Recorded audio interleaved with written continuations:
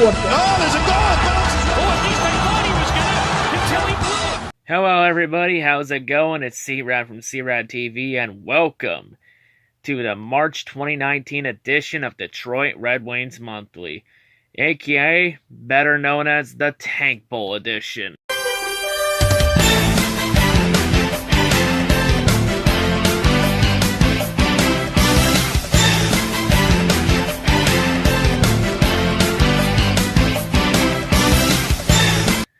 Because at this point in the year, we already know where the Red Wings stand in this season. So let's go ahead and let's just look ahead and see how the Red Wings did. So overall in the month of March, in Detroit's tank month, Detroit went 8-6-1. Detroit, this isn't the time to show your strong stuff. Like, now's not the time to show up when you've got nothing to play for. But overall, the Red Wings month, their wins consisted with 2 wins against the Rangers, officially sweeping that season series. The Red Wings also swept the season series against Nashville last month. So hey, sweeping 2 teams in a rebuilding year when the team plays like dog crap, not too terrible. Red Wings also got a win against the Islanders, who are locked into the playoffs. They also had a win against Vegas and San Jose, 2 teams that are also in the playoffs. They also beat Buffalo, and Buffalo also passed Detroit in the draft board. We'll get to the draft board in a little bit. Detroit also beat New Jersey, and they beat Boston. Boston is also in the playoffs. So overall, with the record, Detroit is 31-38-10, 6th in the Atlantic, 5th in the draft order.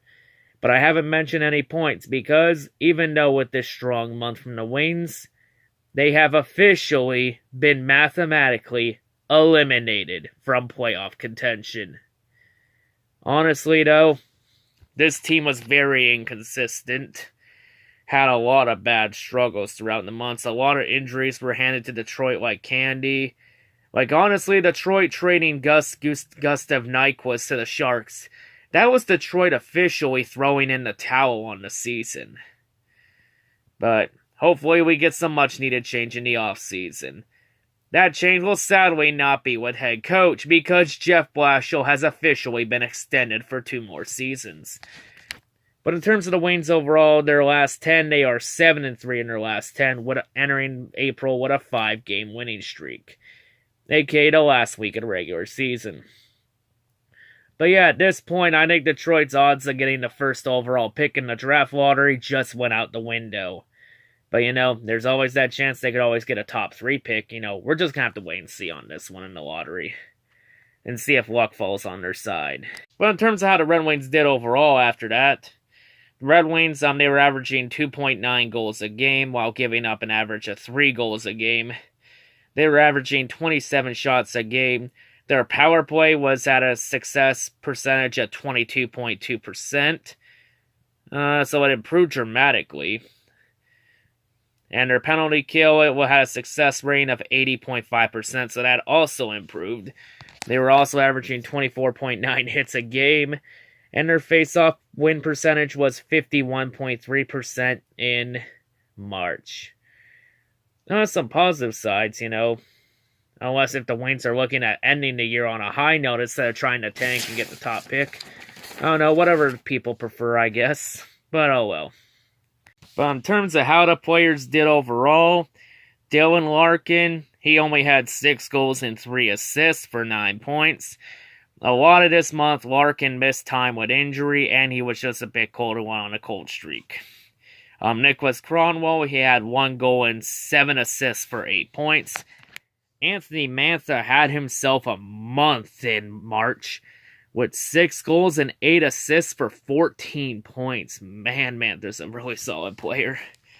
Philippe Sedana, he actually did show some good hopes here in terms of where he is. Sedana had a goal and 2 assists in his brief appearances. They were able to keep him under 9 games, so Sedana gets to retain a year on his contract, so he still has 3 years left instead of 2, because of a loophole in the system. Danny DeKeyser, he had 2 goals and 5 assists for 7 points. But odds are, where do I see Sedana next year? I probably see him with the Wings on the main roster more than likely. I see him on there to replace Nyquist. Thomas Vanek, he had 4 goals and 3 assists for 7 points. Franz Nielsen had a quiet month, only 1 goal and 3 assists for 4 points. And for Nielsen, we still got at least 3 more years of his awful contract to still deal with. Justin Abelkader, he had a goal and assist for 2 points. Jacob De La Rose got back on the score sheet with 0 goals and 2 assists for 2 points. Philippe Hronek, he had 2 goals and 4 assists for 6 points. Andre Athanasiou had a very solid month. 8 goals and 5 assists for 13 points. Holy shit. What a month from Athanasiou. But now's not the time to show you strong stuff when you got nothing to play for. Tyler Bertuzzi, he had a very solid month for Detroit. 4 goals, 7 assists. 8 assists, actually. Correction there. It was 4 goals and 8 assists for 12 points, so a solid month for Bertuzzi. Madison Bowie got some decent production, had a goal and 3 assists for 4 points.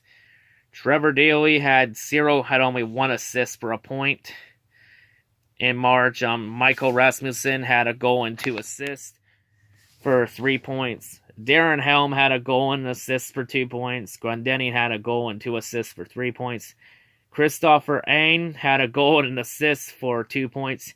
Brian Lashoff only had 1 assist for a point. Yeah, remember Brian Lashoff? Me neither.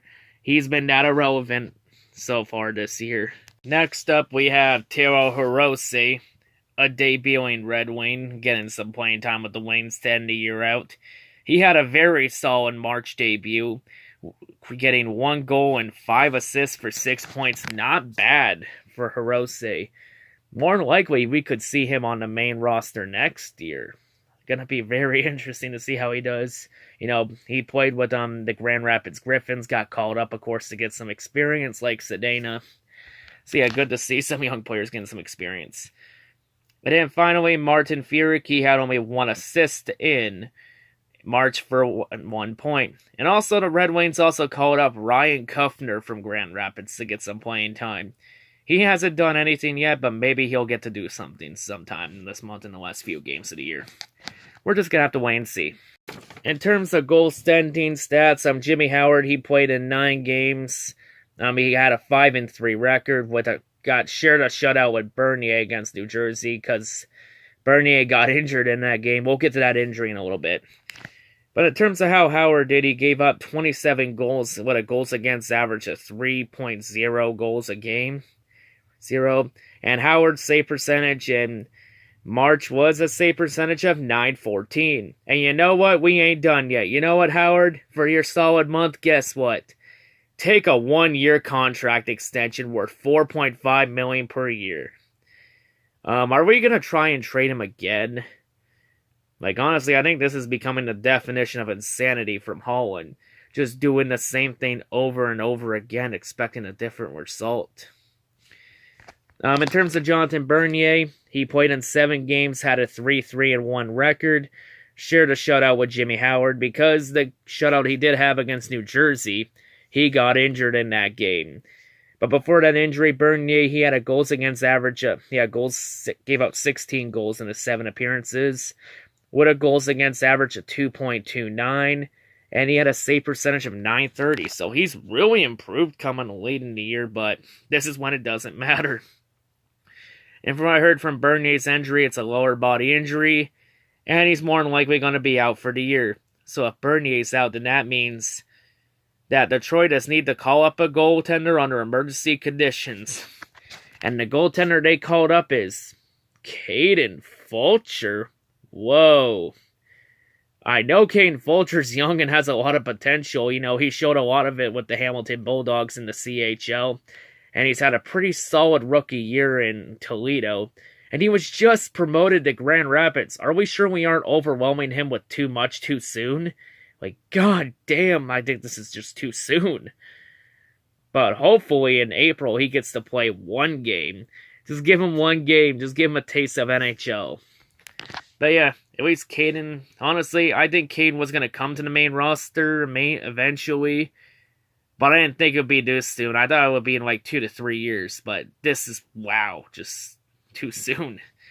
Hopefully he gets a game.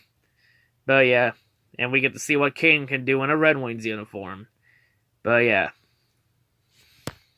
But overall, that's going to wrap it up here for Detroit Red Wings Monthly. Of course, Detroit at this point just trying, either end the year on a high note or try and get a top pick in the draft and hope to get lucky in the draft lottery and get a top 5 pick. Top 3 pick, actually. Sorry about that. But honestly, in the draft, my board now remains the same. I think Detroit needs to go defenseman in the draft because we got a lot of young goaltenders in the system and a lot of young forwards in the system. I think it's time Detroit gets a top defenseman. Because we desperately need a defenseman. We should have got one a couple years ago and last year. But then shit hit the fan and Ken Holland took the best player available and had a good draft. I think this year we need to stop ignoring the defense issue and finally address it.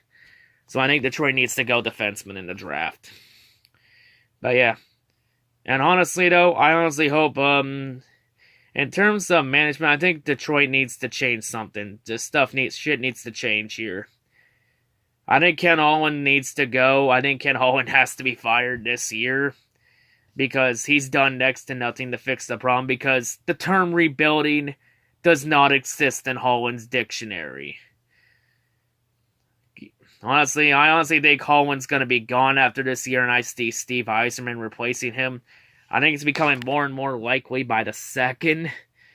Honestly, I say this. You either keep Holland or you keep Blashill, but you can't keep both. The end. Honestly, I hope Holland is gone and we get Yzerman in, and then we can finally get a clean house rebuild. But yeah, that's going to wrap it up here. So yeah, 1 week to go in the NHL regular season. Will the Red Wings help their odds of getting a top pick, or will they dig themselves into a hole? We're going to have to wait and see. But yeah, that's going to do it for me. Hope everyone's a great day, and yeah, peace out.